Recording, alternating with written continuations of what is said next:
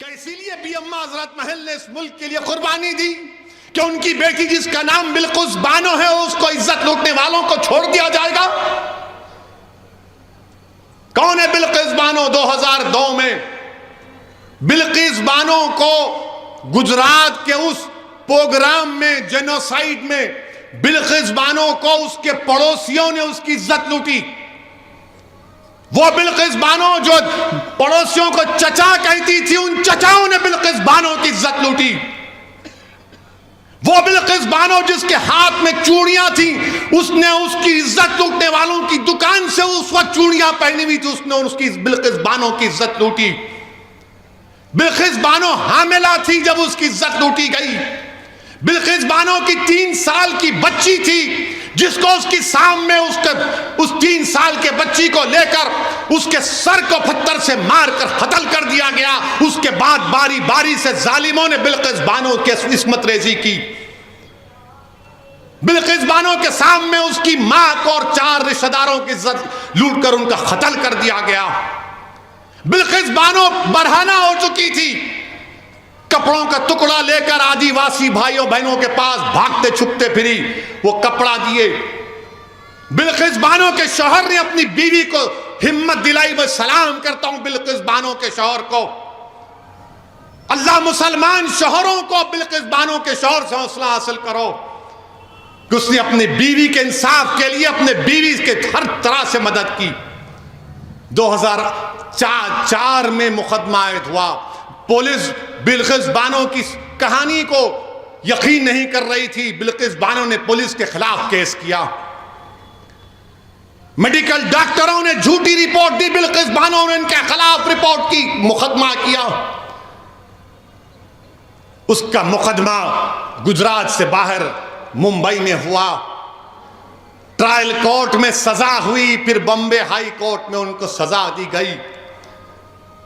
मेरे अजीज दोस्तों और बुजुर्गों, 75 साल की आजादी का अमृत उत्सव मना रहे हैं और भारत की एक बेटी के साथ इस तरह का सलूक कर दिया जाता है कि अगर किसी की बेटी की इज्जत लूटी जाएगी और उसको कहा जाएगा कि क्या तुम राजी हो कि तुम्हारी बेटी की इज्जत लूटी गई, उसकी बेटी को कत्ल कर दिया गया, उसके पेट में जो हमल था वो जाया हो गया, उसको चंद साल के बाद छोड़ दिया जाएगा, तुम राजी हो? तो कोई बाप, कोई माँ, कोई भाई, कोई बहन तैयार नहीं होगी, कोई इंसान तैयार नहीं होगा। जिसके दिल में इंसानियत जिंदा होगी वो कहेगा कि नहीं, ऐसे जालिमों को जेल में सड़ाना चाहिए। मेरे अजीज दोस्तों और बुजुर्गों, इस बात की हमको तकलीफ है कि आजादी का अमृत उत्सव तो मना रहे हैं, मगर बिल्किस बानो कह रही है कि मेरा गम फिर से ताजा हो गया, इंसाफ पर से मेरा एतमाद कमजोर पड़ गया। बताओ प्रधानमंत्री आप क्या करेंगे? और रिव्यू कमेटी जो क्लेमेंसी दी गई सीआरपीसी में है, कानून में गुंजाइश है कि अगर कोई कैदी इतने साल जेल में रहता है तो हुकूमत के पास इख्तियार है। कमेटी बनाई, रिव्यू कमेटी। रिव्यू कमेटी में कौन है? भाजपा के 5 लोग, 2 एमएलए उसमें, और एक साहब तो गोदरा के ट्रेन के उस वाक़े में प्रोसिक्यूशन के विटनेस थे, वो मौजूद। जो ट्रायल कोर्ट का जज की भी राय लेना पड़ता, उसने कहा कि नहीं छोड़ना चाहिए इन लोगों को जिन्होंने बिल्किस बानो की इज्जत लूटी, उसकी मां की इज्जत लूटकर 4 खवातीन को मार दिया, उसकी बेटी को मार दिया। ट्रायल कोर्ट के जज ने कहा कि नहीं छोड़ना चाहिए। आजादी का अमृत उत्सव मना रहे हैं। देश की 50% आजादी से क्या पैगाम देश दे रहा है? थोड़ी देर के लिए भूल जाओ कि वो मुसलमान थी, थोड़ी देर के लिए समझो कि वो हिंदू थी, वो ईसाई थी, सिख थी, वो इंसान थी। हम हिंदू मुसलमान के चक्कर में एक बच्ची से जो उसकी इज्जत के तार तार को तोड़ दिया गया, आज भारत में कोई आवाज नहीं उठाता। कहां गया वो जज्बा, वो रोड पर आना, वो एहतजाज करना? कुछ नहीं। क्यों? क्या उसका नाम बिल्किस है बोलकर? याद रखो, आज बिल्किस से हुआ, कल किसी और से खुदा ना खास्ता ना हो जाए। और वो क्या कहती है एमएलएज वो जो रिव्यू कमेटी के एमएलए एक टीवी चैनल के इंटरव्यू में कहती हैं, क्या कहती हैं? जिन लोगों ने बिल्किस बानो की इज्जत लूटी वो ब्राह्मण हैं और संस्कारी हैं। किसी की बेटी की इज्जत लूटने वाला संस्कारी हो सकता है जालिम? अगर तेरी बेटी की कोई इज्जत लूटे तो संस्कारी कहेगा तू उसको? इस तरह की बात ऑन रिकॉर्ड कही गई। हम भारत के प्रधानमंत्री से पूछना चाह रहे हैं, ट्रिपल तलाक का कानून आपने बनाया था, आपने पार्लियामेंट के बाहर कहा था कि मैं मुस्लिम बहनों का भाई हूं।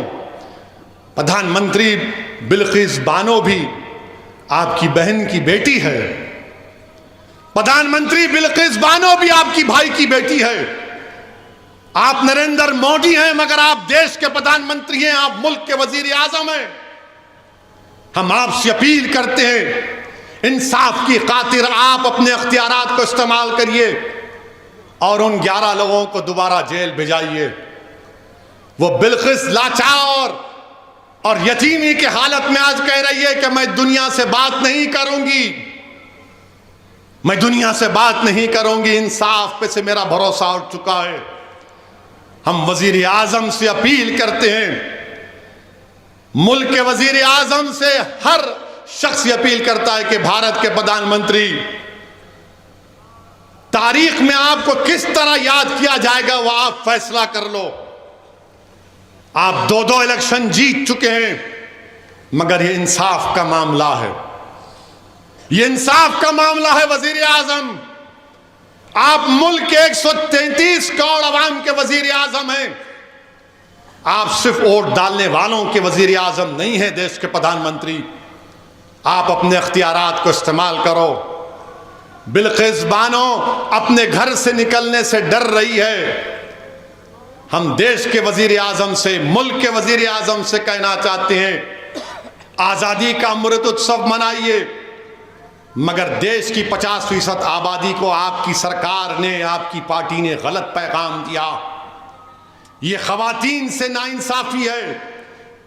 जो इंसाफ को पसंद करते हैं वो मायूस हो चुके हैं। जो बाप अपनी बेटी के वास्ते परेशान है वो देखकर बोल रहा है कि मेरी बेटी का क्या होगा। इस मुल्क में कोई दिन नहीं जाता जब हमारी खवातीन पर जुल्म नहीं किया जाता।